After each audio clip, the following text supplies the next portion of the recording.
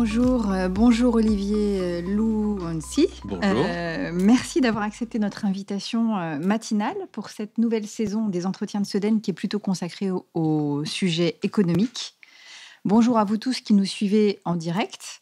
Nous sommes ensemble pour à peu près 1h30 d'échange. Alors, je rappelle juste que cette série d'entretiens vise à explorer différents enjeux, différentes perspectives et d'enrichir en fait nos réflexions, les réflexions de la coopération agricole dans le cadre de la stratégie que nous menons qui s'appelle Vision 2030. Nous vous proposons ce matin d'échanger avec Olivier Louancy. Olivier, vous êtes ingénieur, vous êtes professeur au CNAM, vous êtes un ancien conseiller sur les questions d'industrie et d'énergie à la présidence de la République et ancien délégué au programme Territoire d'industrie.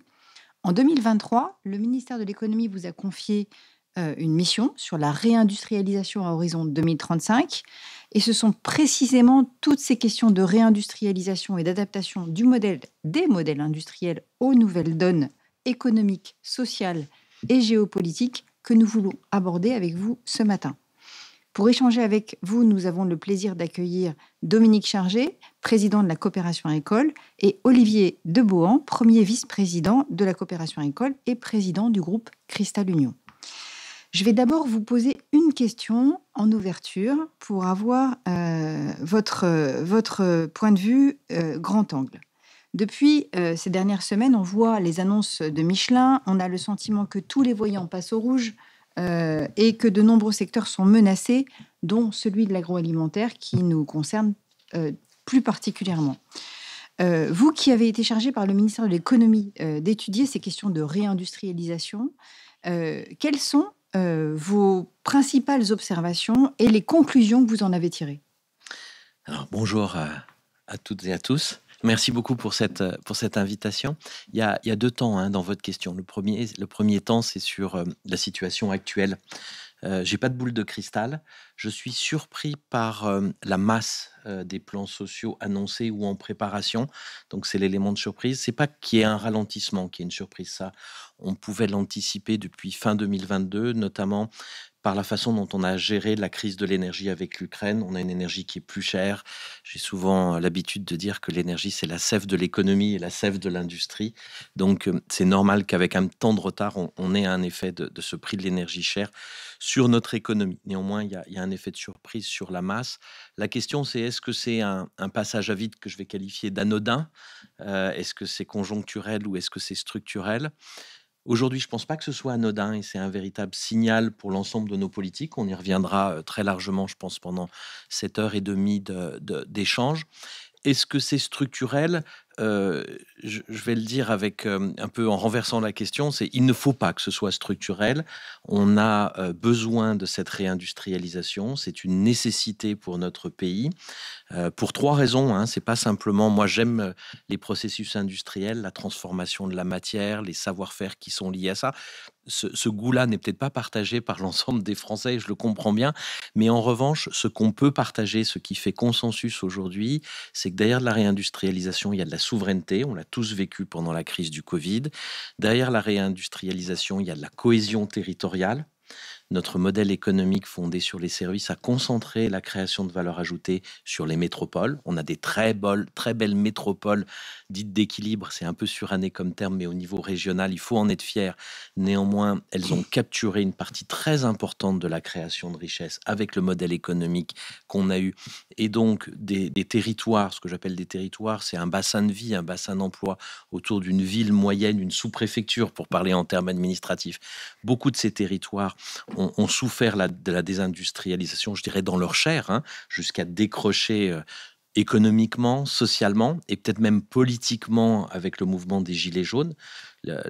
Une des parties des Gilets jaunes, c'était quand même un cri de colère en disant mais quelle est la place de nos territoires dans le récit économique de la nation, voire quelle est la place de nos territoires dans le récit de la nation tout court. Et puis la troisième finalité qu'il y a derrière la réindustrialisation, c'est la maîtrise de notre empreinte environnementale et sa réduction. Je vous rappelle que 50% de notre empreinte environnementale en France est liée à nos importations. en délocalisant nos productions, on a délocalisé nos pollutions, ce qui est déjà une belle hypocrisie. Et puis surtout, on en a perdu le contrôle. Donc, quand on veut réduire notre empreinte environnementale, il faut reprendre le contrôle.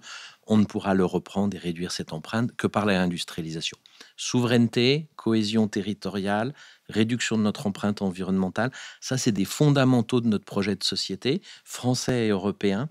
Et donc, notre réindustrialisation connaîtra peut-être un creux, un moment à vide, mais elle fait structurellement partie de ce projet dans lequel on se projette. Voilà un peu le sentiment sur la crise d'aujourd'hui. Deuxième temps, vous m'interrogiez sur le rapport. Alors le rapport, justement, énonce d'abord que la finalité d'une réindustrialisation, c'est pas seulement planter des usines et faire des points de PIB manufacturiers dans notre création de richesse. C'est bel et bien ces trois finalités que j'ai énoncées. Le deuxième temps, il a fait un peu grincer des dents, ce rapport. Le deuxième temps, c'est que l'objectif politique qui avait été fixé, le 15% d'industrie dans le PIB, il correspond en fait à dire en chiffres de PIB qu'on voulait rejoindre la moyenne européenne, dont la France est totalement déclassée aujourd'hui. On est vraiment dans les derniers pelotons du peloton européen en termes de création de richesse industrielle, mais que l'idée de le faire en 10 ans était tout à fait irréaliste. 15% d'industrie dans le PIB, ce n'est pas possible pour plein de raisons qu'on a énoncées. Donc, on a été amené à revoir un objectif public et politique, ce qui est jamais un exercice facile, surtout quand vous êtes missionné par le ministre qui l'a porté. Et donc, l'objectif qu'on a réénoncé, c'est plutôt 12 ou 13% de points de PIB, ce qui ne veut pas dire grand-chose aux Français. Enfin, on se lève pas le matin en se disant un point de PIB dans ma journée, ça veut dire ça.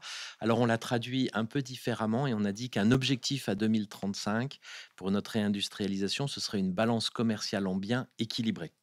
Ça parle un peu plus, je dirais, dans nos gestions, de nos ménages, de nos entreprises. On sait ce que ça veut dire que vendre plus qu'on achète ou acheter plus qu'on vend. Et puis, ça a aussi une résonance directe avec la notion de souveraineté. Alors, c'est pas parce qu'on aura une balance commerciale en biens équilibrée qu'on sera pas dépendant de puces électroniques, par exemple, mais globalement, on aura un équilibre dans nos échanges. Donc ça, c'est le deuxième point clé. Et le troisième point clé, c'est qu'en fait, depuis 15 ans, on a voulu réindustrialiser. On a arrêté notre désindustrialisation en 2009, États généraux de l'industrie sous le président Nicolas Sarkozy. J'aime bien remonter à cette date-là parce qu'il y a en fait une continuité politique du sujet. Ensuite, on a naturellement eu le rapport Gallois, les plans Montebourg sous la présidence de François Hollande, France Relance, France 2030, la loi Industrie verte sous la présidence d'Emmanuel Macron. Et globalement, pendant toute cette période-là, on n'a pas réindustrialisé réellement. Alors, on a eu un printemps de la réindustrialisation en 2021, 2022, avec une création nette d'entreprises industrielles, de sites industriels de l'ordre de plus 100 par an. Mais en point de PIB, ça ne s'est pas vu. Et ce qu'on a démontré dans le rapport, c'est qu'on avait beaucoup focalisé nos efforts sur l'innovation de rupture, sur les nouvelles filières. Et qu'en fait, les 2/3 de notre potentiel de réindustrialisation, il était plutôt dans la modernisation et l'extension du tissu industriel existant. Donc, c'est un petit peu comme si pendant 15 ans, on avait mis tous nos moyens politiques et surtout notre discours politique, souvenez-vous, la Startup Nation. Sur les startups, oui, c'est ça. Ouais. Voilà, sur cette innovation de rupture. Alors, il faut le faire parce que c'est de l'innovation, c'est demain, mais en termes de quantitatif pour notre réindustrialisation, ça ne pèse qu'un tiers de notre potentiel. Et le deuxième point corollaire à ça, donc on a un potentiel qu'on n'a pas activé, et c'est peut-être pour ça qu'on a stagné dans notre volonté de réindustrialisation. Et puis le deuxième point, c'est qu'il y a plein de leviers dont on va parler, je pense, aujourd'hui, qu'on n'a pas mobilisés pour notre réindustrialisation. Certes, on a eu de la loi, on a eu de la subvention publique, France Relance, France 2030. Alors, on a eu quand même un effet sur la compétitivité avec les charges, la fiscalité avec le CICE et puis les baisses d'impôts. Mais il y a plein d'autres leviers qu'on n'a pas activés et qui permettraient de libérer ce potentiel de projets qui sont dans les cartons de nos chefs d'entreprise, femmes et hommes, et qui ne se réalisent pas parce qu'il y a trop de freins. Ils sont bloqués dans leur réalisation. Et ça pèse les 2/3 de notre potentiel de réindustrialisation. Voilà dans les grandes lignes un petit peu ce que j'avais en répondant à votre question.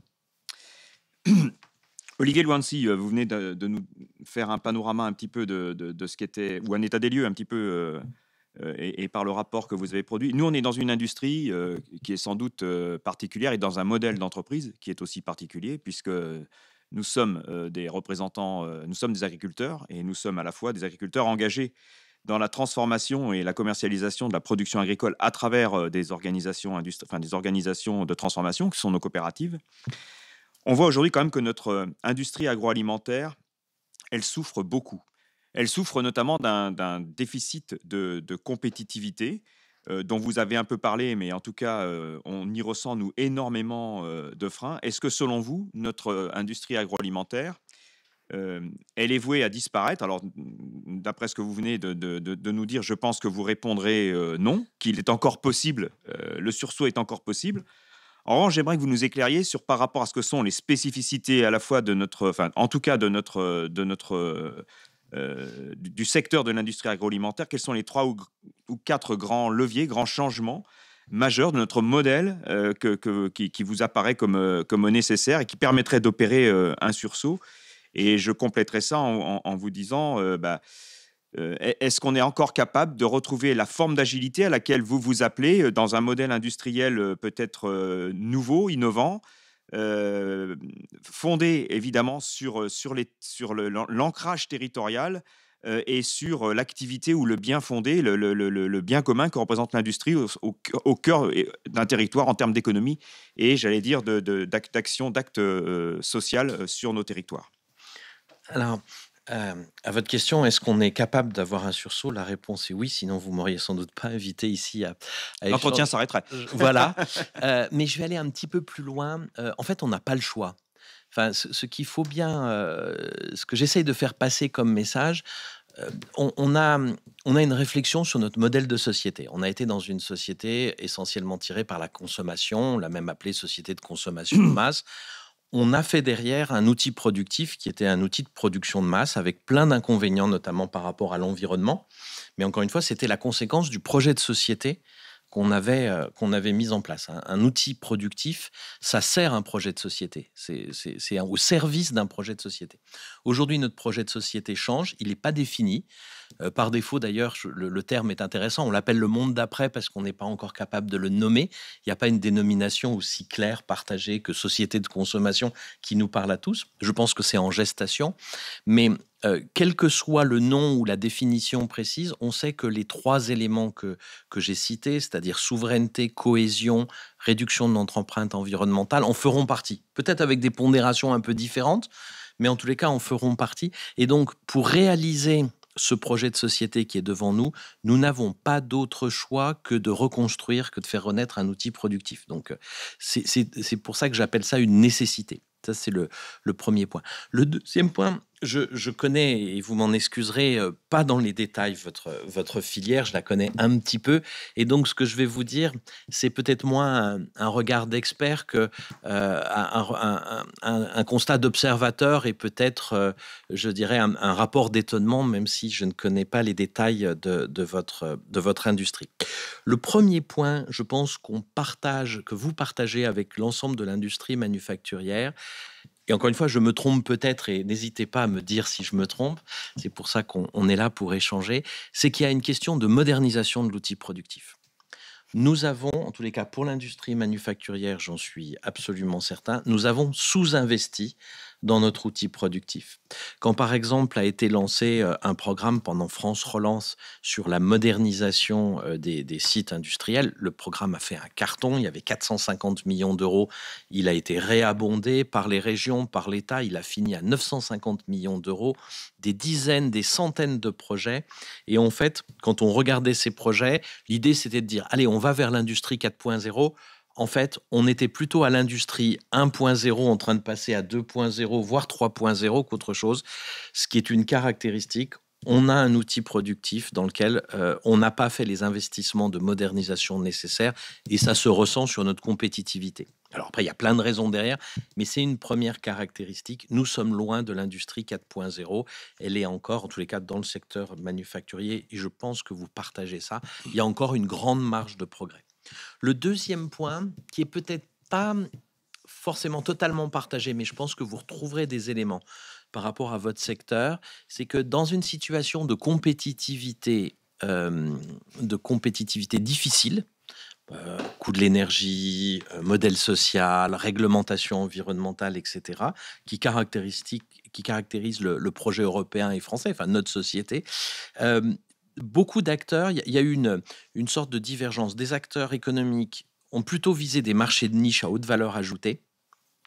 Et puis de l'autre côté, on a des grands groupes qui se sont structurés parfois de manière internationale et qui ont perdu une forme d'ancrage territorial. Et ça, on le voit assez fortement dans la partie manufacturière. Et en fait, si on veut reconstruire un outil industriel, il faudra sortir des niches, parce qu'on ne fera pas de la quantité en restant seulement sur les niches. Donc toute la question de comment on peut vivre dans notre modèle économique avec des produits qui sont de valeur ajoutée moyenne, je dirais.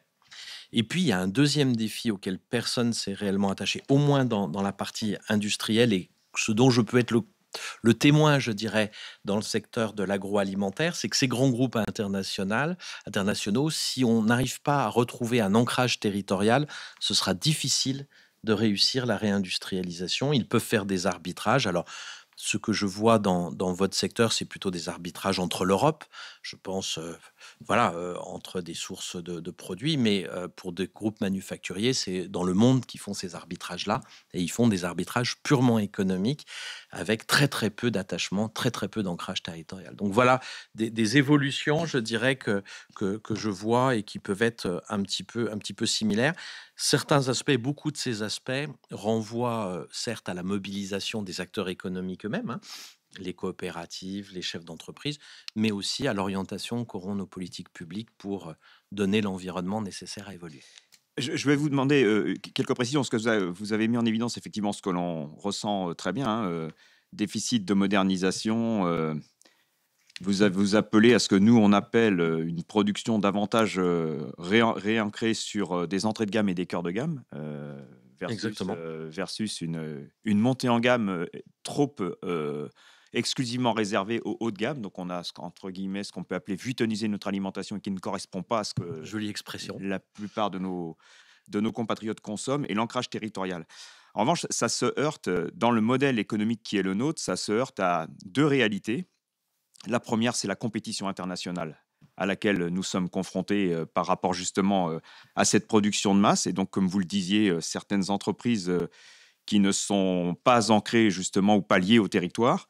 Et la deuxième chose, c'est que la spécificité de la production dans laquelle nous sommes, elle est aussi un levier extrêmement important d'ajustement, j'allais dire, de variable d'ajustement du budget des ménages. Et donc, derrière, on est un peu dans une espèce d'idéalité ou d'hypocrisie, on le dit comme on veut, mais en tout cas dans l'inconfort de vouloir évidemment mieux rémunérer les acteurs de notre chaîne alimentaire et en même temps faire en sorte que le produit reste accessible en termes de prix et évidemment de pouvoir d'achat de la part de nos compatriotes.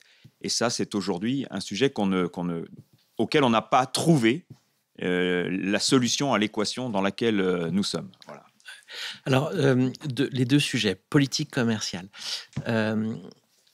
Là-dessus, avec évidemment, vous l'avez compris, des pays qui ne respectent pas les standards et les normes dans lesquelles nous sommes engagés. Là-dessus, j'ai une conviction, mais maintenant on en est au stade de la démonstration.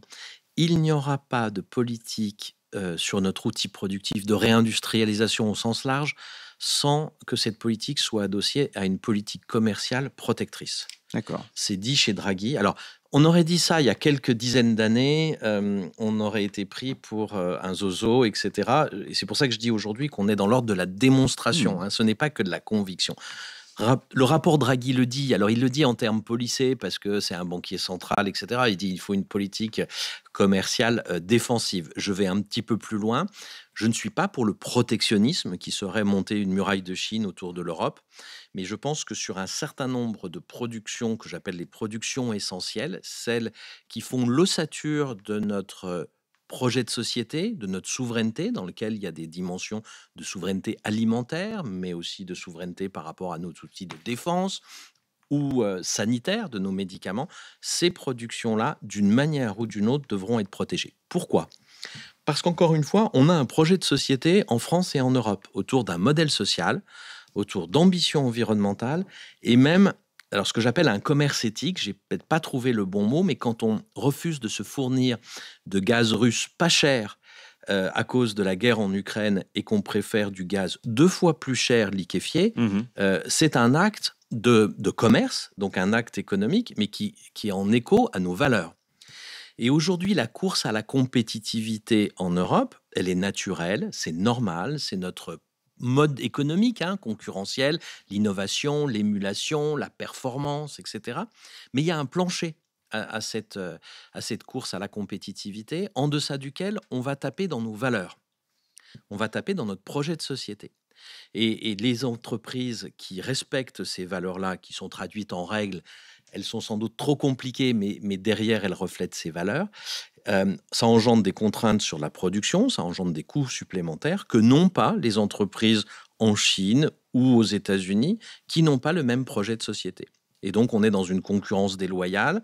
Ça a été affirmé par Luca Di Meo, le DG de Renault. C'est affirmé par François Ménégo aussi, le patron de Michelin. Il faut assumer qu'aujourd'hui, nous sommes dans une concurrence déloyale. Pourquoi est-ce qu'on le réalise plus peut-être aujourd'hui que hier ? On avait un avantage compétitif, l'industrie européenne qui reste une industrie puissante. Je le rappelle, la France s'est désindustrialisée, mais l'Europe reste une puissance industrielle. La balance commerciale en biens de l'Europe est structurellement positive à plus 0,5 points de son PIB. La balance commerciale en biens de la France, c'est moins 2,5, moins 3 points de PIB, juste pour faire la comparaison. Et l'Europe a profité d'un gaz russe pas cher. C'était notre avantage compétitif. C'est ça qui a nourri une bonne partie de la puissance industrielle allemande, la chimie, puis l'automobile. On s'est privé de ça pour de bonnes raisons. Encore une fois, ce n'est absolument pas un jugement.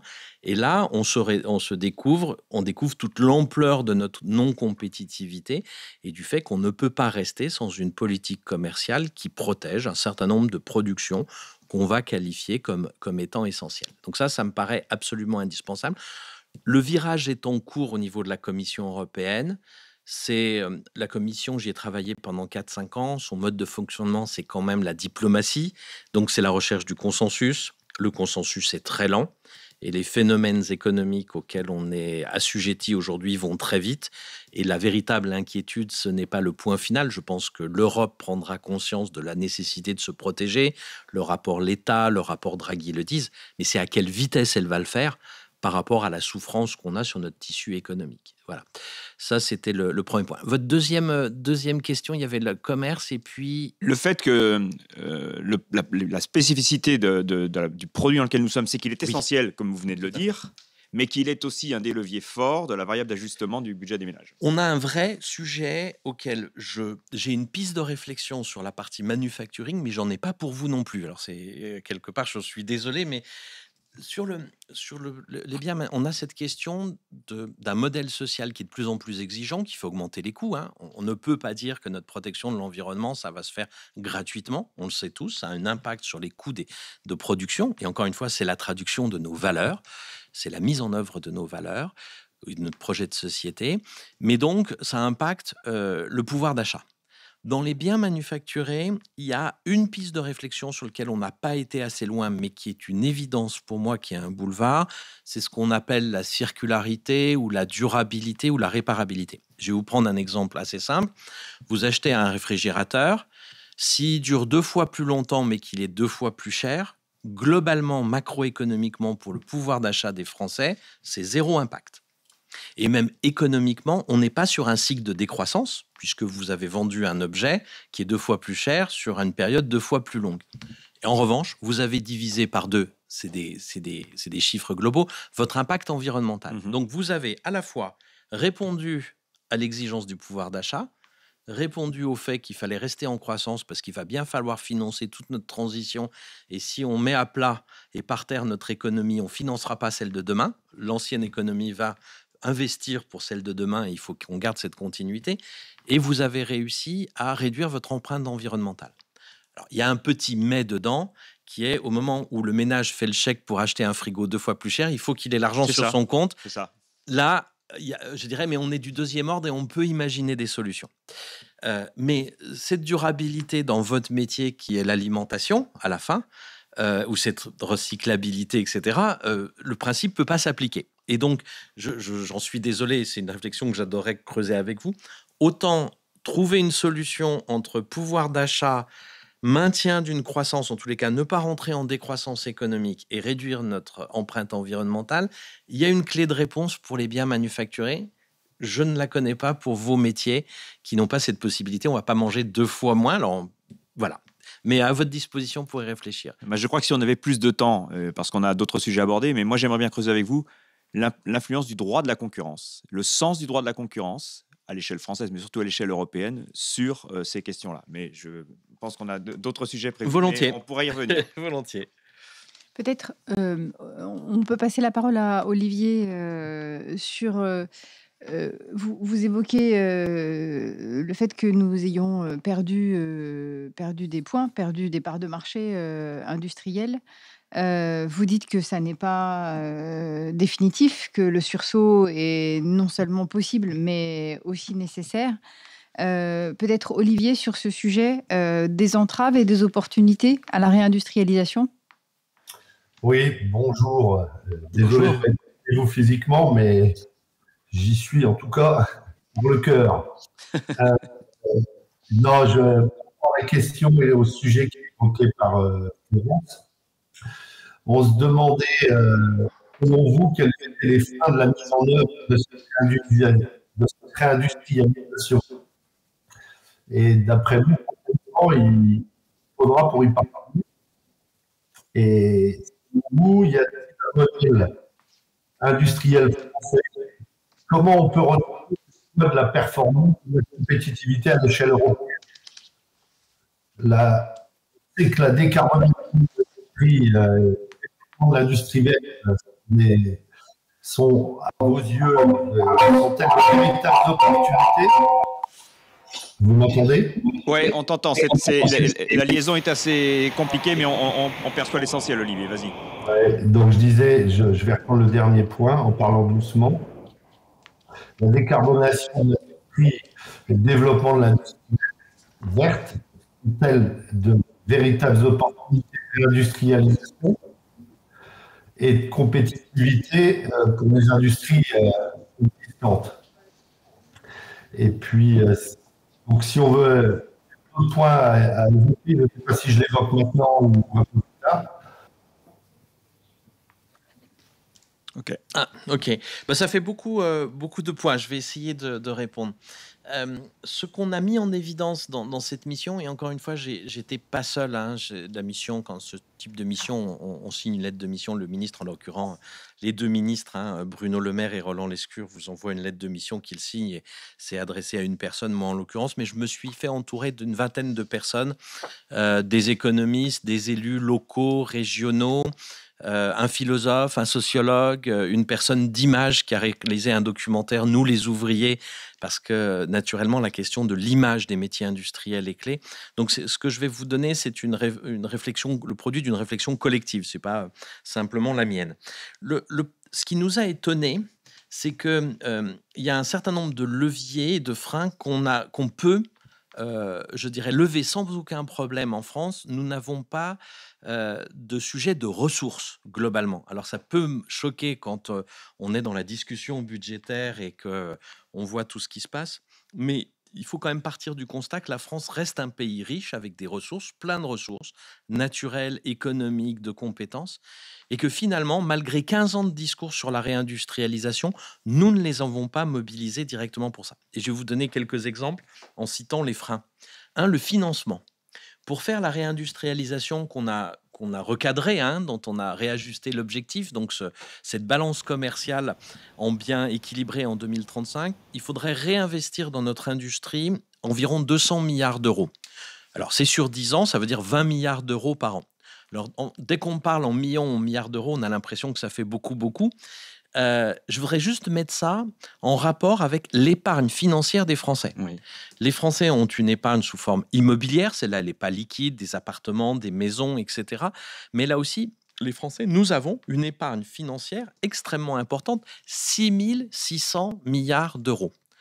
Pour donner les moyens à notre réindustrialisation, Au total, l'épargne liquide et non liquide. non, liquide, liquide seulement liquide. Ok. Il y a 7 à 8 milliards en épargne non liquide en plus. D'accord. Donc l'épargne financière, c'est 6 600 milliards d'euros. Donc pour réussir notre réindustrialisation, il aurait fallu qu'on flèche 2 à 3% de notre épargne seulement vers notre outil productif. On n'a pas réussi à le faire en 15 ans. Ce n'est pas un problème de ressources, c'est un problème de tuyaux, avec toute l'interrogation qu'on peut avoir sur l'accompagnement par nos super leaders mondiaux, banques, assurances, de notre outil productif. Et encore une fois, quand je dis 2 à 3%, ce n'est pas une ponction, ce n'est pas un impôt qu'on nous imposerait sur 2 à 3% de notre épargne, c'est bien un investissement dont on pense, avec des mécanismes un peu plus en finance circuit court, on va dire, pourrait rapporter du 5% par an aux ménages français. C'est bien plus que le livret A. Et avec un petit coup de pouce public, ça pourrait même être garanti. Donc voilà, un des premiers freins. C'est un peu l'idée du livret proposé dans le PLF. Tout à fait, un peu l'idée c'est l'idée. Je suis un peu dans le rapport, on n'a pas proposé un outil national parce que ce qu'on souhaitait, c'est faire vivre un sentiment très fort. Je pense que les Français iront vers ce type de produit s'ils ressentent la fierté de mettre 1000, 2000 ou 3000 euros. Encore une fois, il faut aller sur des collectes de montants très, très modestes, enfin ou relativement modestes, mais pour le développement économique de leur territoire. Il y a un attachement au territoire. Si vous demandez à un Marseillais de mettre 2000 euros dans un carnet pour développer une PMI à Lille, je ne suis pas sûr qu'il aura le même enthousiasme. Voilà. Et donc, il y a cette question de territorialité. Donc, on a proposé de faire ces outils-là, un outil similaire, mais au niveau régional. Initiative politique régionale, gestion privée, collecte de l'épargne individuelle, retour sur investissement de l'ordre de 5% et surtout fierté d'utiliser son épargne pour son territoire. Voilà un des freins. Il y a naturellement le foncier. Nous sommes l'un des pays les moins denses d'Europe. Et ce qu'on a démontré, c'est qu'on pouvait faire et réindustrialisation et zéro artificialisation nette, parce qu'on ne fera pas une réindustrialisation qui ne respecte pas la biodiversité. On perdrait en chemin tous les Français pour lesquels la biodiversité a une importance peut-être plus forte que la productivité, et c'est une question de valeur qu'il faut respecter. Or, on a besoin de tout le monde pour faire cette réindustrialisation. Donc, on peut le faire, mais pas avec les règles qu'on a choisies. Il y a un rapport du Sénat qui dit qu'on a pris les règles les plus strictes d'Europe pour un des pays qui est les moins denses. Donc, encore une fois, respectons le principe de la protection de la diversité, évidemment, sinon c'est vain de vouloir faire une réindustrialisation. On peut faire le ZAN, le zéro artificialisation nette, mais avec des règles qui respectent la diversité des territoires et qui ne soient pas celles qu'on a. Voilà un autre frein. Alors, on peut parler par exemple de la simplification, ça on connaît le sujet. Je pas revenir dessus, c'est un autre frein. La fiscalité. Alors, sujet sensible, parce que la proposition qu'on avait faite, c'est déjà tenez vos promesses. C'est-à-dire, tenez la trajectoire de baisse des impôts de production. Bon, aujourd'hui, on sait que le sujet, on ne va pas le résoudre en 2025 ni en 2026. Là-dessus, sur la fiscalité, je pense qu'il faut arriver à ce qu'on se raconte, qu'on se donne une perspective. Ce qui est désespérant dans le débat d'aujourd'hui, c'est qu'on est dans l'inventivité fiscale débridée, mais pour quel objectif ? L'équilibre d'un budget public, c'est un acte de bonne gestion. C'est important, mais ce n'est pas un projet mobilisateur pour une communauté, pour une collectivité. Ça ne suffit pas. C'est pas possible. Et donc, sur le sujet de la fiscalité pour l'industrie, il y a une note de Rexecode qui est sortie qui dit que si on met de côté les impôts sur le résultat, là c'est le partage de la valeur créée, mais juste sur les impôts de production et les charges, les entreprises industrielles françaises payent 20 milliards d'euros de plus que si elles étaient en Allemagne.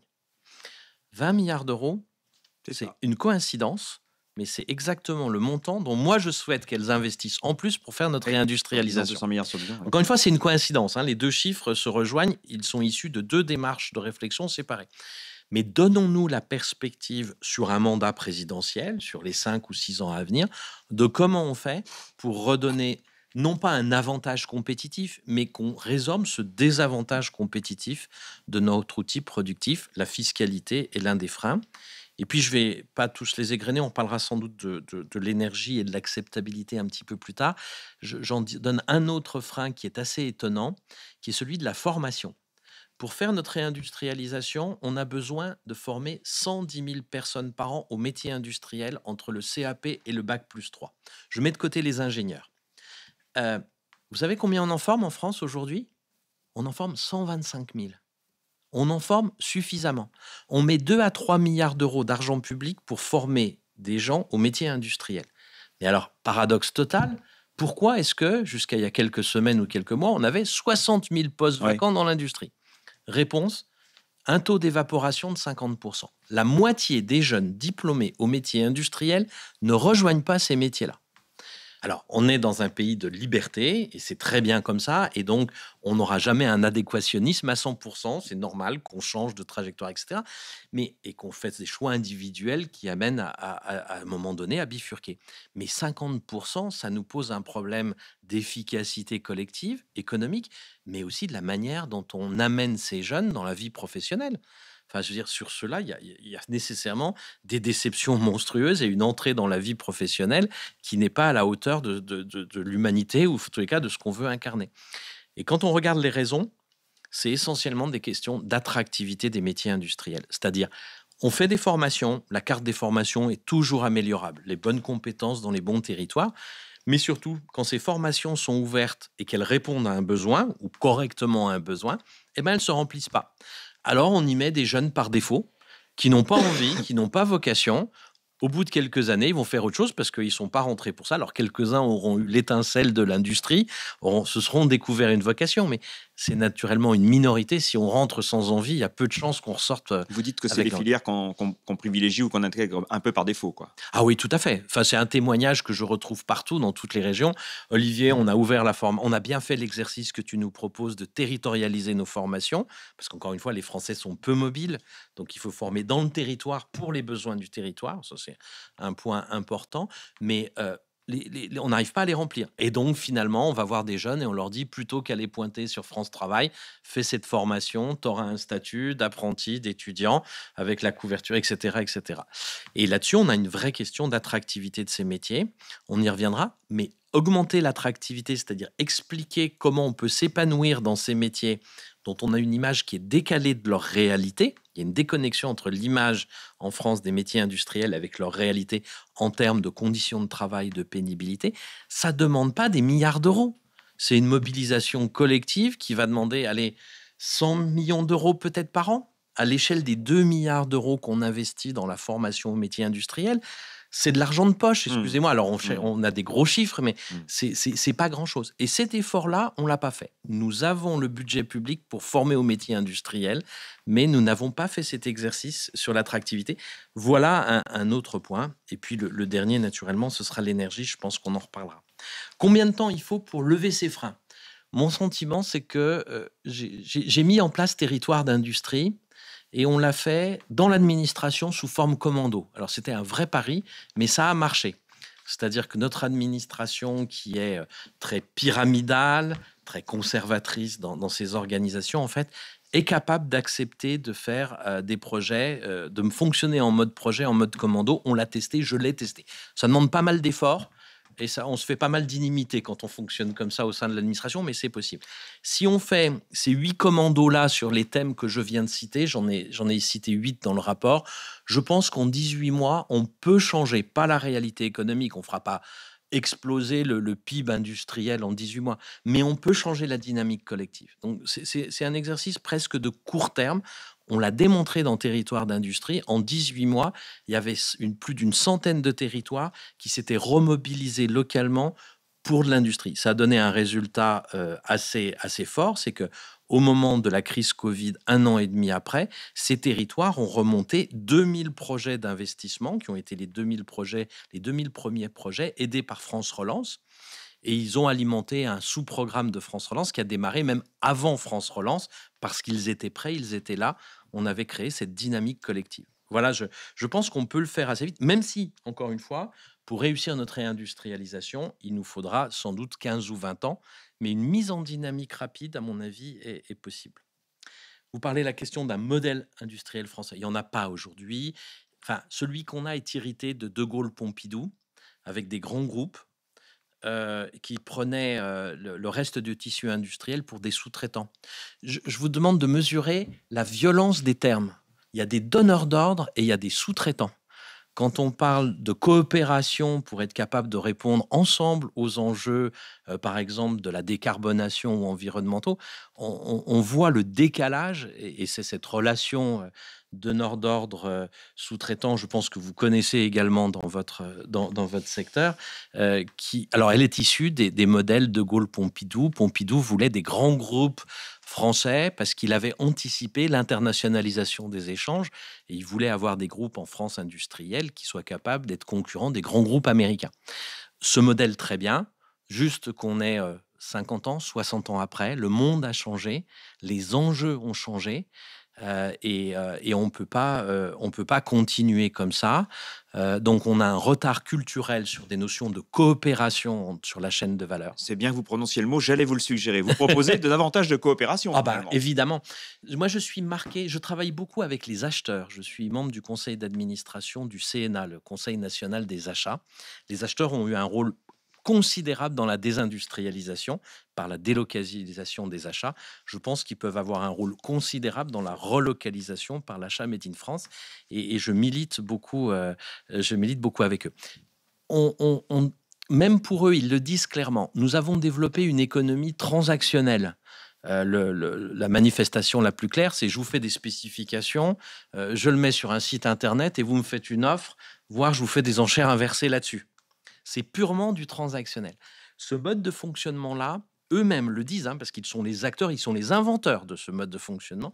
Aujourd'hui, ils le disent clairement, par rapport à nos enjeux, notamment de décarbonation, d'empreinte environnementale, ce mode, mais aussi d'innovation produit, et on reviendra sur la circularité, n'est pas le mode optimal de fonctionnement pour répondre aux enjeux d'aujourd'hui.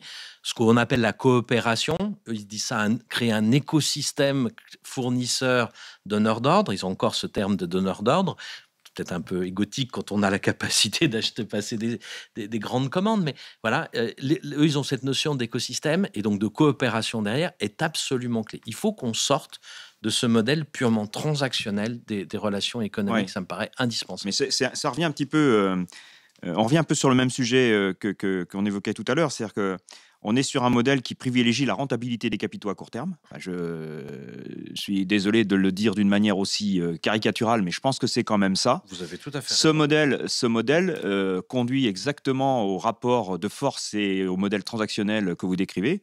C'est quand même aujourd'hui celui qui pénalise et qui a considérablement pénalisé la compétitivité de notre secteur et sa capacité justement à pouvoir faire des marges et à pouvoir investir depuis une bonne dizaine d'années. Comment on sort de ça? Comment on arrive à entrer dans une logique de responsabilisation et de responsabilité des acteurs de la chaîne? Alors, ce que j'ai entendu là avec les plans sociaux, un syndicaliste qui disait trop de capital tue le capital. Je vais enlever le mot capital, mais je partage l'idée que trop de financiarisation tue le modèle économique sur lequel il est sous-jacent. Dans le monde industriel, j'ai trop vu des boîtes rachetées par des fonds, essorées en termes d'investissement, et au bout de 5 ans, l'outil productif était mort, on fermait la boîte. Et voilà quoi. C'est rentabilité des capitaux à court terme, ce qui ne veut pas dire pas rentabilité des capitaux, mais rentabilité des capitaux durable. Voilà. Dans le temps. Voilà. Alors comment est-ce qu'on change ça? Le point que mon premier sentiment, il y a deux sujets. Un qui fait polémique, c'est la place dans la gouvernance des entreprises, la place des salariés. On est tous dans tous les rapports d'entreprise, vous entendrez parler du capital humain. Dites-moi où est la ligne capital humain dans le bilan d'une entreprise et dans sa gouvernance. Dans sa gouvernance, elle peut exister, mais elle est quand même réduite à sa plus simple essence. Dans le rapport gallois, qui date donc de 2012-2013, il était proposé qu'il y ait un tiers des représentants des salariés dans les conseils d'administration. pour faire vivre aussi cette communauté humaine. Alors, on n'est pas mûr en France pour faire de la cogestion à l'allemande, où c'est 50% et avec une voix prédominante pour le président. Mais on a un grand chemin et on n'a pas beaucoup avancé sur le sujet. Le deuxième point qui est peut-être plus structurant, enfin aussi structurant, mais qui est différent, c'est celui qu'on a évoqué. C'est-à-dire que nous, Français, nous mettons notre épargne financière dans des outils internationaux qui reviennent en France sous forme d'investissements étrangers, mais à travers une gouvernance qui est totalement financiarisée, avec une recherche d'intérêt de 15% court terme au trimestre quasiment. Si nous mettions une toute petite partie de notre épargne... On peut même se contredire nous-mêmes, quoi. Oui. Ou avoir un acte différent de ce que... Tout à fait. Et donc, si on mettait une petite partie de cette épargne dans ce que j'appelle de la...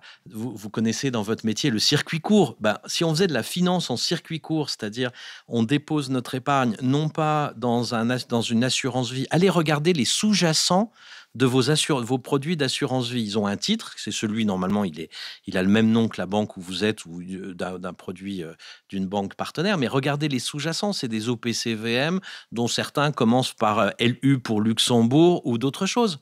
Nous mettons la plus grande partie de notre épargne dans de la finance internationale qui nous revient, pourquoi pas, mais avec des formes de gouvernance sur lesquelles nous n'avons aucune maîtrise. C'est vrai.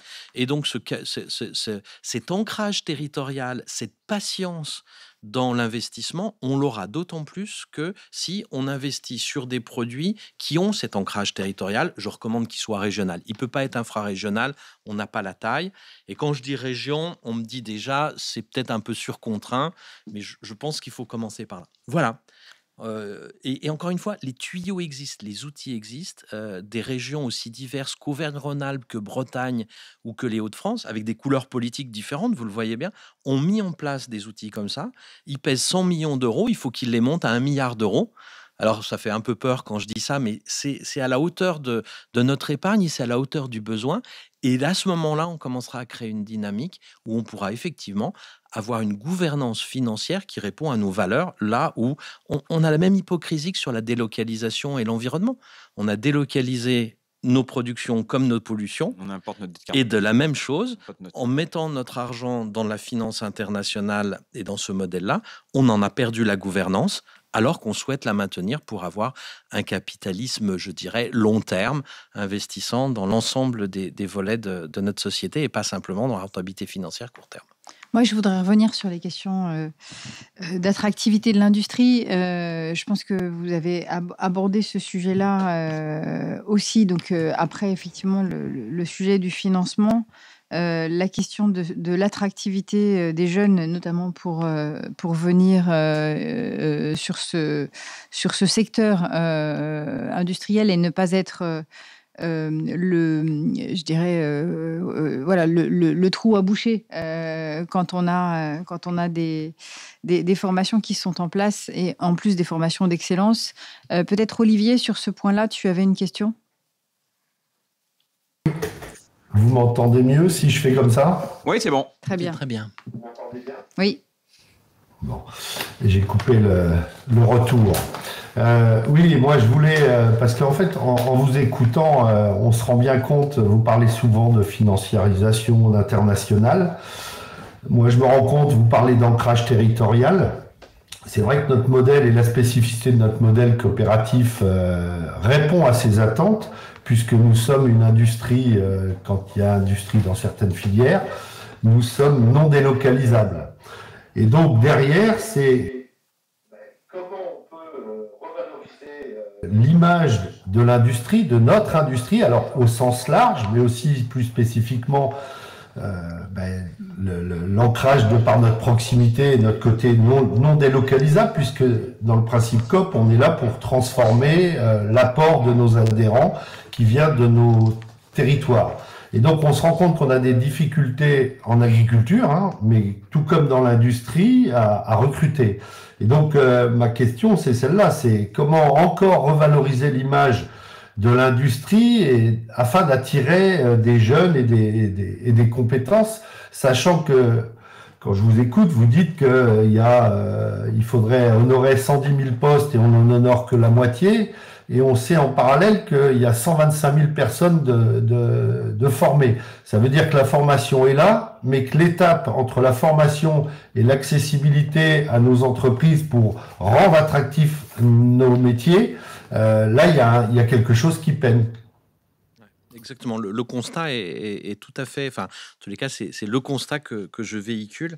Alors, la question derrière, c'est la question de l'image des métiers industriels qui est. Le premier point, on pourrait se dire, c'est une question de salaire. Eh ben non.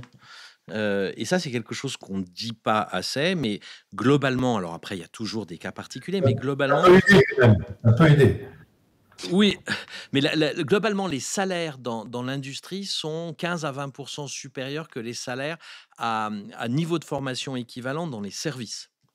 Et on a peut-être des biais de communication là-dessus, hein. Moi, j'ai été très frappé d'une discussion que j'ai eue avec des responsables d'écoles de production. Et ils me disaient, Olivier, t'es un bac plus 5, c'est super, moi aussi, mais on réfléchit pour nos enfants, ils veulent changer la planète. Oui. Il y a plein d'autres... Enfin, il n'y a pas homogénéité en France. Et il y a un tiers des jeunes, certes, qui veulent s'engager pour changer la planète.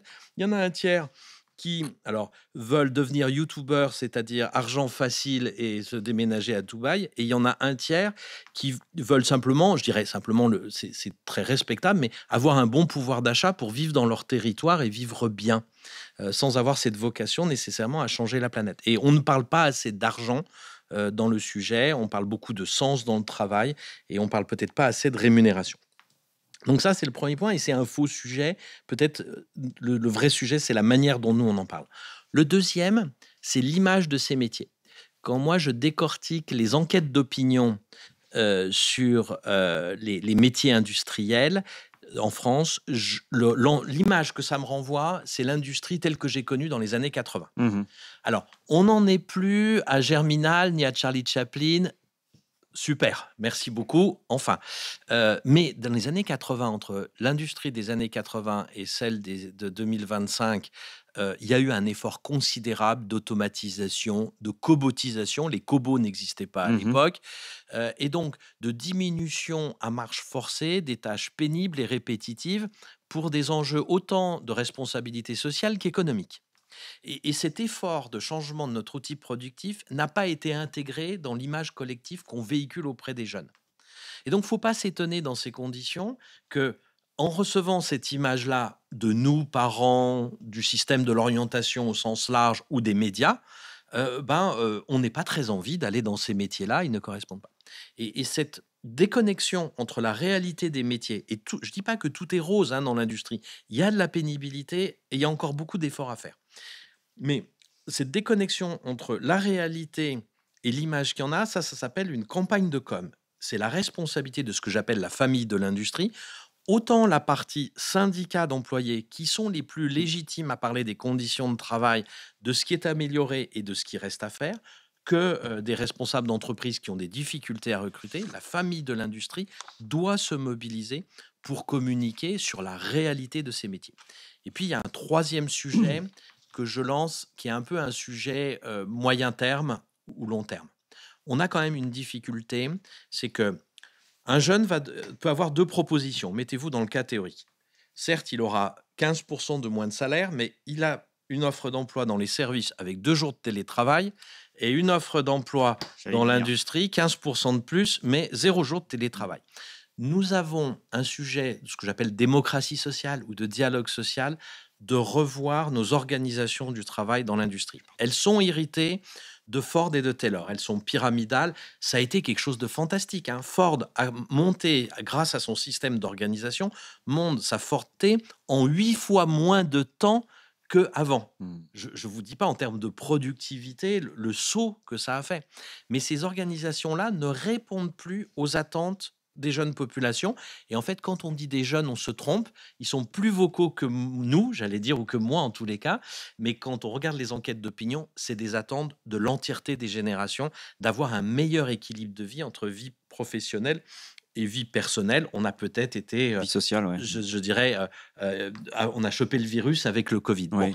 et donc il va falloir réfléchir, mais ça on ne peut pas le faire demain, c'est pas une campagne de com, c'est une réflexion collective à avoir.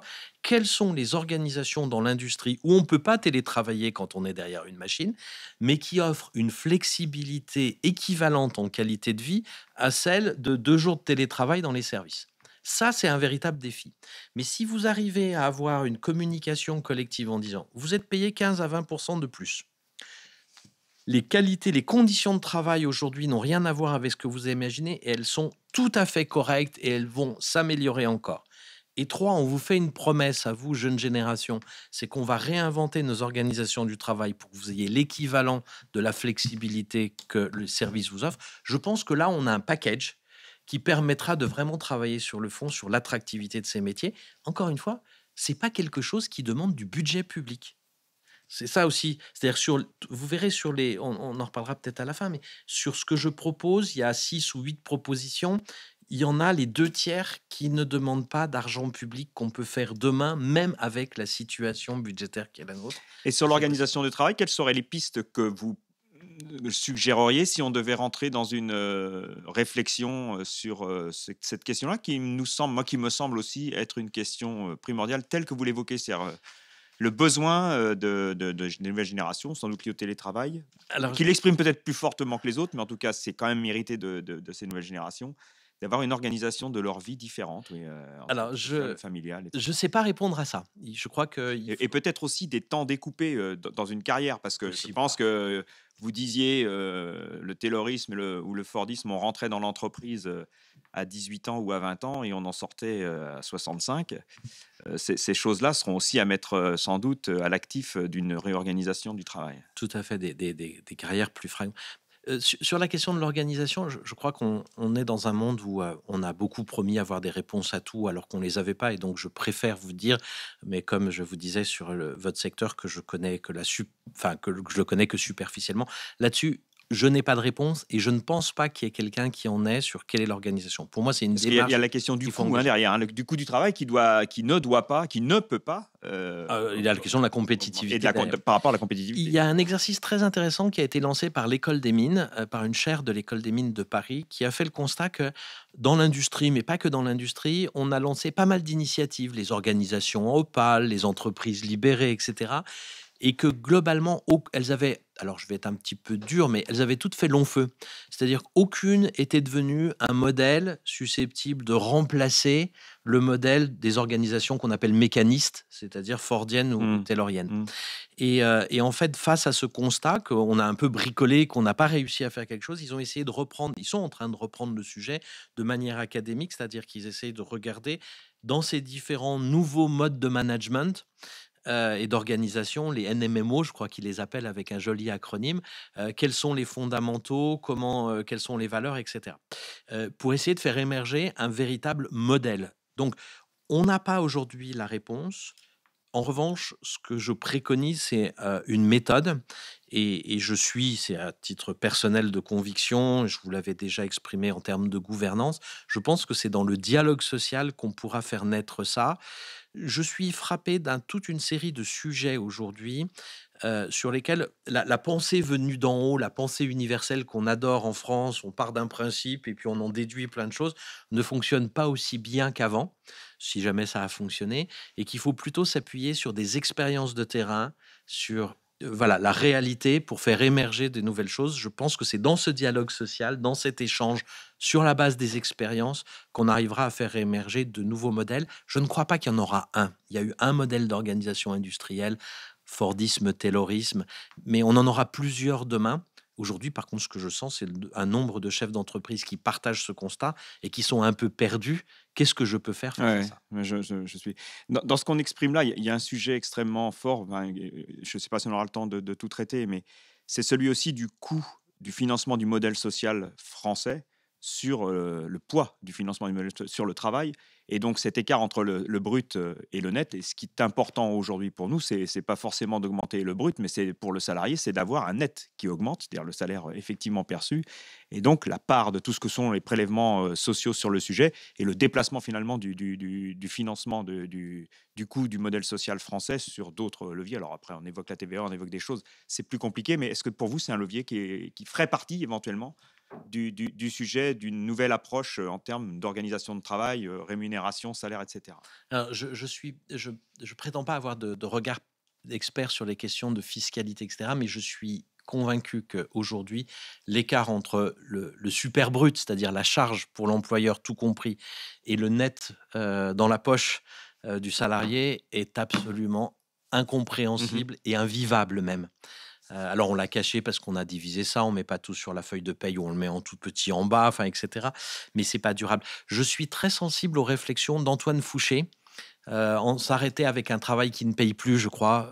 Il vient de sortir un bouquin. Antoine Fouché était parmi les personnes qui étaient dans l'instance dont j'ai parlé pour faire ces travaux-là. Et typiquement, sa thèse est exactement celle-là.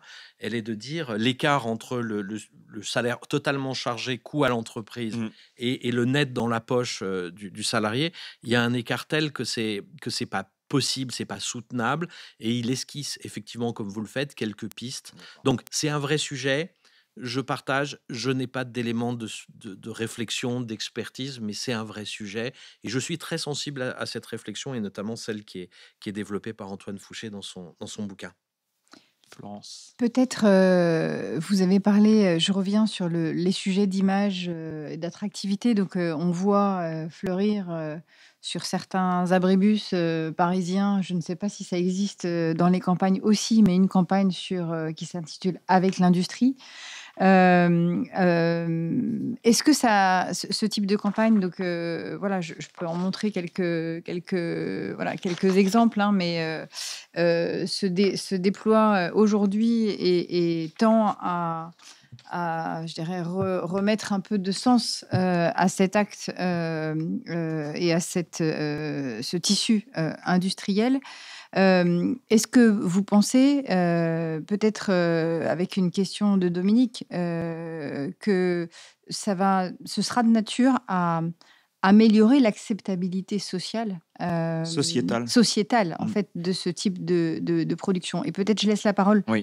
à Dominique sur ce point-là. En fait, dans le même ordre d'idée de ce qu'on vient évoquer sur l'attractivité de l'industrie, il y a un sujet pour nous autour de l'acceptabilité sociétale. C'est-à-dire, pas seulement l'acceptabilité sociale, c'est-à-dire de la place de l'industrie ou de l'employé dans l'industrie, mais celle de la place de l'industrie dans la société d'une manière générale. Et en fait, on perçoit un écart. Moi, je dis souvent aujourd'hui, les Français ne font plus dans nos métiers le lien entre l'exigence du contenu de leur assiette et tout ce qu'on doit mettre en œuvre en termes de chaîne alimentaire pour le produire. Et en fait, on voit que ça se heurte à des questions d'acceptabilité sociétale sur les territoires. Tout le monde souhaite pouvoir manger local. Mais en fait, quand vous interrogez les gens sur est-ce que vous êtes prêts pour ça, avoir l'exploitation agricole qui va vous permettre de produire et l'entreprise, l'industrie qui va permettre de le transformer, les réponses sont déjà plus mitigées. Et souvent, ce qu'on voit dans nos métiers, c'est que quand on veut développer, quand on veut créer, quand on veut développer, on a plutôt des oppositions extrêmement marquées parce que ce lien n'existe plus. La France, les Français se sont urbanisés, métropolisés, comme vous l'avez dit tout à l'heure. On dit qu'on aura 80% de la population en métropole en 2050. Ça veut dire qu'on a perdu ce lien, qu'on se transmettait de génération en génération. En fait, il y a jusqu'ici, enfin jusqu'à un passé récent, chaque Français pouvait se revendiquer d'une famille dans laquelle il avait eu, voilà. Aujourd'hui, on a une partie de la population qui a perdu ce lien. Et donc, comment est-ce qu'on peut faire comprendre à la société aujourd'hui le rôle et le bienfait des sites industriels en France pour rendre acceptable leur implantation ou leur agrandissement, et comment est-ce qu'on peut mieux faire comprendre et accepter le bénéfice pour l'économie locale, pour le bénéfice social, le bénéfice de dynamisme territorial que nos industries et nos productions peuvent avoir sur un territoire. Voilà. Alors, je vais continuer et peut-être fermer le chapitre attractivité des métiers. Aujourd'hui, sur les métiers industriels, moi, dès que je vais dans un territoire, il y a beaucoup d'initiatives locales qui sont faites. des entreprises, des ateliers qui s'ouvrent à la visite de classe, des chefs d'entreprise qui vont dans les collèges, etc. Je veux dire, c'est incroyable le nombre d'initiatives, le foisonnement qu'il y a. Alors, une fois, il y a eu une réflexion, ouais, mais est-ce qu'il ne faudrait pas mettre un peu d'ordre là-dedans? Alors, ma culture d'ingénieur dirait oui, ma culture, je dirais, de territoire d'industrie dit surtout pas, parce que chacune de ces actions répond à une envie d'un territoire, à une spécificité, à des dynamiques de personnes qui sont derrière, et qu'il faut plutôt les encourager que les canaliser. En revanche, il manque quelque chose. Mais je suis très optimiste parce qu'il y a un travail de fond qui est fait sur l'image des métiers industriels, même si ça n'a pas encore déclenché, la mayonnaise n'a pas pris, mais il y a un travail de fond et de fourmi qui est fait dans chacun des territoires. Ce qu'il faudrait, c'est effectivement alors moi je préconise une campagne de pub nationale pour essayer de permettre à tout ça de prendre et de véritablement faire ce déclic qui nous ferait changer l'image des métiers industriels. Alors, c'est l'ambition de Avec l'industrie, très belle initiative. 2 petits points. Il y a 15 millions d'euros sur 3 ans, c'est-à-dire 5 millions d'euros, une campagne de com de 5 millions d'euros par an. Ne pas oublier, avec 60 000 postes vacants, on perd 6 milliards d'euros de valeur ajoutée non faite par an dans l'industrie. Donc, je me dis qu'il y a peut-être une question d'ordre de grandeur et de moyens à démultiplier. Est-ce que la famille de l'industrie est prête à mettre un zéro de plus pour communiquer, pour faire cette campagne fédératrice ou pas? Deuxième point. Et puis, c'était quelque chose, on avait été interrogé au lancement de la campagne. Elle est très bien, mais elle n'a pas le même impact émotionnel que, par exemple, une campagne comme S'engager de l'armée. Je suis sûr que toutes les personnes qui nous écoutent ont en tête les images et les clips de l'armée qui a vraiment touché. Ce n'est pas des métiers faciles par définition. Ils sont allés au cœur du sujet en prenant le terme de l'engagement, en l'assumant. On n'est pas encore à cette maturité émotionnelle. Or, on doit toucher au cœur et pas simplement à la raison. Voilà un petit peu les réactions. Donc, ça va dans le bon sens, mais il y a encore une étape de maturité et de plénitude ou de complétude dans ces campagnes à acquérir. Le deuxième point que vous évoquez, c'est l'acceptabilité. Alors, j'ai l'habitude de dire, c'est un peu une pirouette de dire si on a des problèmes d'acceptabilité, c'est pas trop mal parce que ça veut dire qu'on développe notre tissu productif. Si on n'avait pas de nouveaux sites, on n'aurait pas de problème pour les faire accepter. Mais je reconnais que c'est une pirouette. C'est un vrai sujet culturel sur lequel on n'a pas encore du tout le même degré de maturité que sur l'attractivité des métiers industriels. Pendant 40 ans, on a dénigré l'industrie. On a expliqué que ça polluait, que ça licenciait. Encore une fois, ce n'est pas faux. Mais l'industrie, c'était un outil pour l'industrie, c'est au service d'un projet de société. On avait une société de consommation qui n'avait pas grand-chose à faire de son empreinte environnementale. On avait une société de mondialisation qui mettait la délocalisation à l'intérieur de son modèle économique de base. Donc, on a subi tout ça et l'image de l'industrie pendant 40 ans, elle en a pris, je dirais, plein la gueule. Excusez-moi l'expression, mais ça a été très, très violent. Moi, je suis impressionné en discutant avec des chefs d'entreprise industriels. Ils me disent déjà, le statut de chef d'entreprise en France, c'est lié à quelqu'un qui fait beaucoup d'argent, c'est pas top. Mais alors en plus, quand vous êtes dans l'industrie, la question qu'on me renvoie socialement dans les dîners en ville, mais qu'est-ce que vous faites encore là? Pourquoi vous n'êtes pas au Vietnam ou en Chine? Et donc, on a tout ce travail-là à faire. Donc, il faut le reprendre à la base. La clé, je pense, elle est dans la dimension territoriale. Je reviens à ça parce que c'est vrai, c'est un des fondements de mon engagement sur le sujet. En 2012, enfin, quand on a lancé Territoire d'industrie, moi, j'ai été impressionné par cette envie d'industrie qui était dans les territoires et qui était beaucoup plus forte que celle qu'on véhiculait dans les sphères, dans les élites, dans les pensées économistes et intellectuelles en France ou peut-être même en Europe. Pourquoi? Parce que l'industrie, ça apporte des bons emplois, de la création de valeur dans le territoire. On n'est plus dépendant de la redistribution du budget et de la dotation globale de fonctionnement des collectivités locales. Voilà. Et je crois autour de ça qu'il faut reconstruire cette acceptabilité par le territoire. Il y a des initiatives très intéressantes. Je pense par exemple à celle développée par Virginie Carollo, qui était également dans l'instance que j'ai composée, qui est présidente de l'agglomération de Port-Jérôme, et qui dit, en fait, on va voir nos concitoyens au moment où on a un projet, mais c'est trop tard. Un projet, c'est déjà clivant. Il y a ceux qui vont pouvoir y travailler, il y a ceux qui sont à côté, ceux qui sont pas à côté, Il faut etc. faire naître le projet avec. Et il faut en fait qu'on ait cette discussion, cette concertation. En plus, nos procédures de concertation, c'est des porte-paroles, enfin, c'est des porte-voix aux opposants, et le soutien silencieux du reste de la population n'arrive pas à s'y exprimer. Et donc, il faut en fait qu'on ait ce débat en amont. Il faut qu'on se pose la question, territoire par territoire, quel est notre projet économique ? Nous ne pouvons plus, dans les conditions du budget public aujourd'hui, je veux dire, compter à long terme sur ce qu'on va appeler la solidarité nationale. Certes, on a créé de la valeur ajoutée dans les métropoles. La promesse qui était faite, c'est que cette valeur ajoutée allait être redistribuée dans l'ensemble du territoire français. Depuis 2012-2013, avec le ras-le-bol fiscal, les élus locaux ont compris que le système était à bout de souffle et donc ils allaient devoir recréer de la valeur ajoutée de manière endogène dans leur territoire.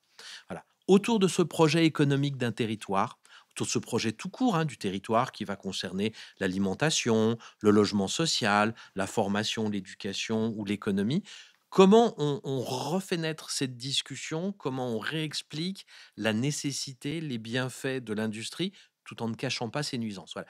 Mais là, on a un chantier de fond à faire qui est moins mature que celui sur l'attractivité des métiers. C'est dire si on est loin. Où on a déjà déclenché des milliers d'actions sur les territoires, et puis on a cette action avec l'industrie qui, pour moi, l'action chapeau, elle n'a pas l'ampleur, elle n'a pas l'émotion que je souhaiterais. Qui doit porter ces projets territoriaux de vision finalement, de dynamique économique et de projets sur les territoires? Est-ce que c'est les administrations? Est-ce qu'il faut créer des consortiums particuliers? Les chambres, comment est-ce que vous voyez ça? Les chambres consulaires, comment vous voyez ça? Alors, on a une expérience avec Territoire d'Industrie, on a engagé un dialogue entre les élus et les chefs d'entreprise. Je pense que là-dessus, on aurait pu, c'est peut-être une erreur ou en tout cas une question de maturité, on aurait pu élargir. Je crois qu'on doit avoir un dialogue social aussi au niveau territorial. Les syndicats ne sont pas organisés du tout comme ça, mais sur l'attractivité des métiers, la formation, c'est indispensable, et sans doute même un dialogue aux différentes parties prenantes, donc et les organisations non gouvernementales, d'habitants, etc. Donc c'est un dialogue, à mon avis, multiparti, pilotés par les élus parce que c'est leur responsabilité devant leurs administrés, leurs concitoyens. Je préfère le terme concitoyen administré. Après, par qui elle doit être hébergée? Dans Territoire d'Industrie, on a fait un choix qui était qui a un peu choqué le reste de l'administration, c'est qu'on n'a pas désigné qui devait porter l'animation. On a dit à chaque territoire, vous vous débrouillez. Parce que les réalités territoriales sont très diverses. Donc il y a déjà une zone de conflit. Pardon. Mais il y en a, c'est la nature humaine. Il y a des territoires où le président de l'agglo ne peut pas supporter le président de la chambre de commerce et d'industrie, mais au contraire s'entend très bien avec le patron du MEDEF, même s'ils n'ont pas les mêmes bords politiques. Et ça, c'est la réalité de notre vie. Je veux dire, il faut qu'on arrête de plaquer nos pensées universelles sur une réalité qui est très diverse. Donc la réponse est de dire, oui, ce type d'exercice, il faut le faire. Oui, il faut l'héberger quelque part parce qu'il faut l'organiser. Et la structure qui l'hébergera, c'est au territoire de la décider, celle avec lesquelles les acteurs se sentiront le mieux. Ça peut être l'agglo. Moi, j'ai des territoires d'industrie qui sont animés par le directeur ou la directrice du développement économique de l'agglo. D'autres, c'est la CCI. D'autres, c'est l'UIMM. D'autres, c'est une association ad hoc, etc. Ne nous enfermons pas dans des sujets d'institution, mais lançons la dynamique. On va arriver dans le dernier quart d'heure de notre échange. Olivier, tu voulais intervenir ? Oui, je voulais juste apporter une précision par rapport au sujet, mais même si je vais faire très court. Par rapport à ce qui vient d'être dit précédemment, souvent quand on organise des réunions ou des présentations de tout ce qu'on fait sur notre décarbonation, la présentation de notre industrie avec les élus, ça se passe toujours globalement très bien. Le sujet que l'on a, c'est le rapport entre les élus et les citoyens. Ils n'arrivent pas à faire passer le message à leurs administrés et parfois même, en défendant l'industrie, ils se mettent en porte-à-faux et en risque. Et là, moi je pense que la com et une campagne de com grand public, même si nous, localement, on fait des visites et on voit bien, une fois que les gens sont passés dans l'usine, ils voient plus l'usine de la même façon que lorsqu'ils passent le long de la route. Voilà. Et donc, je pense que la rupture, elle est là, elle est vraiment... Les élus sont globalement de notre côté, une fois qu'on leur explique les choses, mais il y a une rupture entre eux et les administrés, et parfois on les met en danger. Mais encore là-dessus, on touche vraiment à une culture de fond qu'on a construit en France pendant 40 ans en dénigrant l'outil productif. Et il y a là un travail, encore une fois, de fond à faire. Et l'élément de réponse que je vous apporte, c'est que pour cet aspect d'acceptabilité, mais comme sur l'attractivité, à la fin, on pourra faire une campagne de com nationale. Mais d'abord, il faut travailler le sujet au niveau du territoire et à des moments où il n'y a pas d'enjeu concret. C'est-à-dire, on y réfléchit ensemble, on se pose une question ensemble de qu'est-ce qu'on veut faire de notre territoire. Dès qu'il y a un enjeu concret, ça clive naturellement, mais c'est normal. Et donc, il faut positionner ce dialogue en amont de ces projets. Je pense que c'est quelque chose. Alors, je reviens très rapidement. Finalement, Monsieur Leonzi, si demain matin vous êtes nommé ministre de l'Industrie, c'est quoi les 3 actions prioritaires que vous engagez et comment vous les financez? Alors, d'abord, merci beaucoup. C'est un cas très rhétorique. Mais on a essayé de répondre à ça dans le rapport que j'ai publié. Comme il a un peu fait poil à gratter, il n'a pas été publié officiellement et donc je l'ai sorti sous forme d'un livre-rapport. En fait, s'il y avait que une réponse ou 3 réponses, ça fait longtemps qu'elle serait faite. La question de l'industrie, c'est multifacteur. Et donc, la première proposition, c'est de lancer 8 initiatives sous forme commando sur comment on arrive à desserrer les taux du foncier, comment on mobilise l'épargne des Français, comment on travaille sur l'image de l'industrie, tous les sujets qu'on a évoqués. Il y a 8 initiatives, 8 commandos, c'est peut-être 40 personnes à mettre en... On était 4 quand on a lancé Territoire d'Industrie. 4 et 0 euros. On a juste fait une dynamique, on a lancé une dynamique collective qui répondait à une attente des territoires. Donc ça, on peut le refaire. Et là-dessus, il y a 8 commandos à mettre en place. Encore une fois, c'est tout à fait, c'est pas un problème de ressources, c'est un problème de dynamique. 2 tiers des sujets que j'ai évoqués sont sans impact budgétaire. Lancer la mobilisation de l'épargne des Français dans des circuits courts, monter des fonds régionaux, ok, ça va coûter un peu de sous d'ingénierie financière, mais on n'est pas sur des millions et sur des milliards pour l'argent public. Donc les 2 tiers sur la communication et l'attractivité des métiers, je pense que c'est à la famille de l'industrie d'en prendre ça en charge. C'est véritablement sa responsabilité. Alors elle peut se faire aider par de l'argent public, mais voilà. Donc là, il y a ça. Et puis, sans doute, il y a des sujets sur lesquels qui sont plus nationaux et qui peuvent coûter de l'argent. Et il y en a 2 aussi sur lesquels je lancerai. Je pense qu'on a un besoin immédiat. C'est l'énergie. On en a peu parlé. On a fait le choix d'une énergie chère. La sève de l'industrie, vous avez raison. Oui, tout à fait.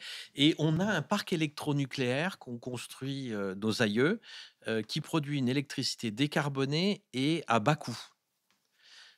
Aujourd'hui, pour des raisons de marché européen, on la commercialise au coût de l'électricité produite avec du gaz sur lesquels on rajoute des quotas de CO2.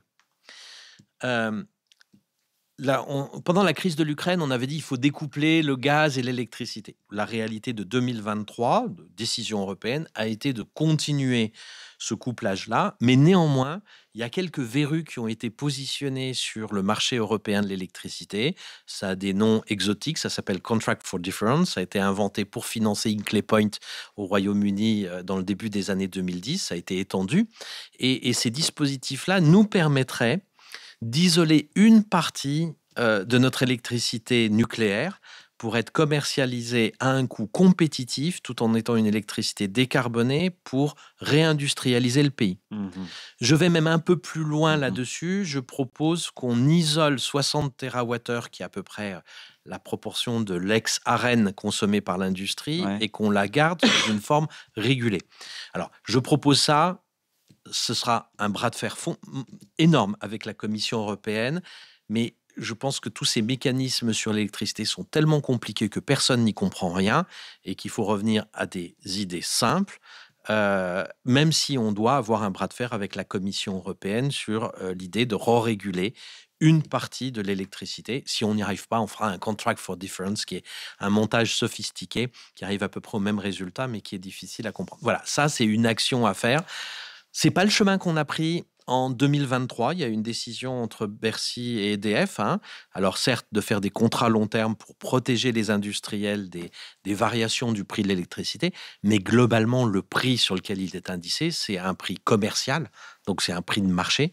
S'il était beaucoup trop au-dessus, les acheteurs ne le signeraient pas. S'il était beaucoup trop en dessous, EDF ne le signerait pas. Et même, on se ferait rattraper par la police européenne de la concurrence. Donc il faut assumer que nous avons un outil productif, que d'électricité décarbonée, dont on a hérité de nos aïeux, que c'est un bien essentiel, et comme bien essentiel, que le marché n'est peut-être pas toujours la meilleure façon de le répartir de manière systématique. Et donc, on peut aussi vivre en partie avec une économie régulée sur le sujet. Et puis, le dernier sujet que je lancerai, on l'a évoqué, c'est la question de notre compétitivité fiscale. On l'aura pas en 2025, on l'aura pas en 2026. On a tous compris la douche froide qu'on s'était prise à l'été 2024 sur le budget et ses 6% de déficit. Mais donnons-nous une perspective dans le cadre d'un projet collectif. Et cette perspective, elle pèse à peu près 20 milliards d'euros. Pas demain, on les aura pas, faut pas rêver. On va sans doute même s'en prendre quelques milliards d'euros en plus de fiscalité. Mais à long terme, donnons-nous cette perspective dans le cadre d'un projet collectif de reconstruction de notre outil productif. Voilà. 8 initiatives court terme, mode commando, un peu comme territoire d'industrie, sur le financement, les fonds régionaux, la formation, l'image de l'industrie, sans beaucoup de besoins budgétaires derrière. C'est vraiment de l'argent de poche pour le budget public. Et puis 2 initiatives structurantes au niveau national, l'une qu'on peut prendre court terme sur le prix de l'électricité nucléaire et une long terme. Donnons-nous une perspective fiscale, ça nous donnera une respiration, notamment pour l'investissement, parce que l'industrie, c'est du long terme. En tout cas, ce que les entreprises, à mon avis, supportent le moins, en tout cas ce qui les déstabilise beaucoup, c'est sur l'énergie et la fiscalité, c'est justement ce manque de perspective moyen terme, cette instabilité dans laquelle on est. Ça, je pense qu'aujourd'hui, c'est vraiment un frein majeur à l'initiative et à l'investissement. On voit la baisse de l'investissement et surtout la fuite des investissements ailleurs dans le monde. Donc c'est vraiment un sujet, vous avez raison, je pense, majeur. Peut-être un point qui est un peu en lien avec une question qui a été reçue par le chat dans vos propositions. Le rôle de la commande publique fait partie des leviers aussi qui pourraient être utilisés pour réindustrialiser. Oui, tout à fait. Alors ça fait partie des choses commando à lancer. En fait, on n'a pas valorisé l'achat du Made in France comme un outil de politique publique. Et plutôt pour des raisons, je dirais, de principe conceptuel que de réalité. Si je prends juste l'exemple de la commande publique, on n'a pas de chiffre exact sur la partie du Made in France dans notre commande publique. On refuse de regarder d'une certaine façon, et ça m'a été expliqué dans le rapport, quand j'ai fait mes interviews. On m'a dit, monsieur Luancy, si on regardait exactement ça vient de l'administration. Ça voulait dire qu'on aurait l'intention d'augmenter le taux de Made in France. Si on le mesure, c'est qu'on a l'intention de l'augmenter. Et si on a l'intention de l'augmenter, c'est pas bien parce qu'on n'a pas le droit de faire de la préférence nationale. Alors j'avoue que j'ai été scotché parce que dans le pays des Lumières, se refuser de faire le constat exact. Donc on a des estimations qui disent 2 choses. 1, notre commande publique est moins patriotique que les consommateurs français. Ce qui veut dire qu'en fait, la part du Made in France dans l'achat public de biens est plus faible que celle de l'ensemble des Français. Et il y a vous et moi qui avons un certain pouvoir d'achat, mais dans l'ensemble des Français, il y a aussi ceux qui sont dans le rouge à partir du 20 du mois. C'est une réalité pour nos métiers aussi. Donc là-dessus, par rapport à l'exemplarité de l'utilisation de l'argent public, ça interroge pour le moins. Et le deuxième point, encore une fois, ce sont des estimations, mais sérieuses, appuyées sur les travaux du CEPI, qui est un service d'économistes rattaché au Premier ministre. Le deuxième point, c'est que si nos acheteurs publics français achetaient comme les acheteurs publics allemands, dans le respect des règles européennes, on ferait 15 milliards d'euros de plus de chiffre d'affaires de Made in France. Alors 15 milliards d'euros, je dis souvent, dès qu'on utilise milliards ou millions, des fois ça donne l'impression d'être énorme, ça pose la question, est-ce que c'est possible? Qu'est-ce que ça veut dire? Notre déficit commercial en biens, c'est 60 milliards d'euros l'année dernière. Ça veut dire qu'avec la commande publique, en l'utilisant intelligemment dans le cadre des règles européennes, sans aller changer les traités ni la directive européenne sur la commande publique, on serait capable de réduire déjà de 1/4 notre déficit commercial. Et là, encore une fois, ça peut coûter un peu quelque chose au budget public, parce que le Made in France peut être, c'est pas le cas partout, un peu plus cher, mais toutes les estimations qu'on a, c'est que le retour sur investissement il est entre 1 an et 2 ans. C'est-à-dire quand vous achetez français pour la puissance publique, vous générez de l'emploi, vous générez de la valeur ajoutée, vous taxez tout ça globalement à 50%, c'est l'ensemble des prélèvements obligatoires dans notre économie par rapport à la création de richesse. Et ce que vous avez dépensé un petit peu en plus pour acheter du Made in France par rapport à du Made in ailleurs, vous le retrouvez dans votre fiscalité en moins de 2 ans de manière certaine, sans doute en moins d'1 an. Donc encore une fois, par rapport aux enjeux de budget, là-dessus, on est sur, pas l'épaisseur du trait, mais ce n'est pas des gros enjeux budgétaires qui devraient nous interdire ou nous arrêter de sauter sur cette opportunité. Et les acheteurs publics, je travaille beaucoup avec eux, on a fait une note qui en est annexée au rapport. Ils disent, sur ce sujet-là, on reste dans l'incantation. Eux-mêmes le disent. Il y a un discours politique, mais si on achète Made in France avec la commande publique, et eux disent, dans notre vie de tous les jours, on ne nous forme pas à le faire, on nous fait peur quand on le fait, et quand on est un peu limite par rapport aux règles, on se fait rattraper par le patron. On se fait pas, mais très méchamment. Voilà. Et donc, ils disent, vous nous mettez en fait dans cette politique-là, et encore une fois, c'est quelque chose de management, ce n'est pas quelque chose de budgétaire. Vous nous mettez dans des injonctions contradictoires. On a un discours politique et une pratique managériale qui n'est pas en face. Ça coûte rien au budget public ou vraiment pas grand-chose de le faire. La réindustrialisation, pour beaucoup, alors il y a de l'argent de la subvention, bien entendu, mais il y a beaucoup de choses qu'on peut faire sans aller se taper sur la question du déficit budgétaire qui est notre actualité assez pressante. Merci infiniment. Peut-être une dernière question que nous posons à tous les invités qui viennent ici sur ce plateau. Vous en avez un peu parlé de coopération, mais si je vous pose une question très précise, quel rôle de la coopération et quel rôle la coopération peut-elle avoir dans cette réindustrialisation du pays? Alors, moi, je suis très intéressé par votre modèle que je connais pas assez. On a parlé pendant la préparation de cet échange. Le modèle coopératif, il existe dans votre branche à partir de la valorisation des matières premières. Il existe aussi dans le monde banque-assurance parce qu'il fait vivre des questions de mutualisation, du risque, etc. Il est très, très absent dans l'outil productif. L'une des raisons, je pense, elle est liée à ce qu'on a évoqué, c'est le financement. L'industrie, sans avoir la base des intrants qui est la vôtre, donc si on exclut ça, a besoin de capitaux pour financer un outil productif. Et les modèles coopératifs qui sont nés, par exemple, avec des salariés qui veulent reprendre une entreprise, on l'a vécu sur quelques cas, n'ont pas en fait ce capital qui est nécessaire pour faire vivre ce type de projet. Donc, je pense que cet outil de gouvernance, on en voit l'envie, ça a du sens. Une entreprise, ce n'est pas industriel, ce n'est pas simplement du capital financier, c'est nécessaire, mais c'est aussi beaucoup de savoir-faire et beaucoup d'expérience, ce capital humain qu'on met dans tous les rapports d'activité et qui est essentiel. J'ai été directeur d'un site industriel pour Saint-Gobain de verre. Je veux dire, j'avais besoin de ce savoir-faire pour faire tourner mon site pour qu'il soit efficace. Il n'y a pas de doute là-dessus. Et donc, cette démarche-là de coopérative me semble très intéressante. Elle bute sur le sujet de financement et je pense qu'on peut faire craquer le sujet. C'est-à-dire qu'on peut inventer, encore une fois, à partir des ressources qu'on a en proximité, avec cette épargne des Français, des outils de financement qui feront que le modèle coopératif peut fonctionner aussi dans l'industrie, là où il ne fonctionne pas naturellement, en dehors peut-être de quelques filières dans la vôtre. Je pense que c'est une réflexion qui est très prometteuse. Très bien. Merci. Merci. On arrive au terme un petit peu de notre échange qui a été extrêmement riche, extrêmement dense. Je vous remercie beaucoup pour vos apports vos propos très éclairants, Olivier Louancy. Je pense que c'est tout à fait ce qu'on attend de ce type d'échange. Je remercie aussi Olivier dans des conditions un peu spartiates. Oui, je m'en excuse. De sa participation. Je remercie également Florence pour l'animation. Merci à vous tous qui étiez avec nous ce matin pour cet échange très riche, dont je rappelle qu'il est pour nous dans l'intention de nourrir notre réflexion sur des expertises extérieures pour rester agile, rester à l'écoute de ce qu'est ce monde qui évolue autour de nous et en permanence. C'est tout ça pour ambition dans la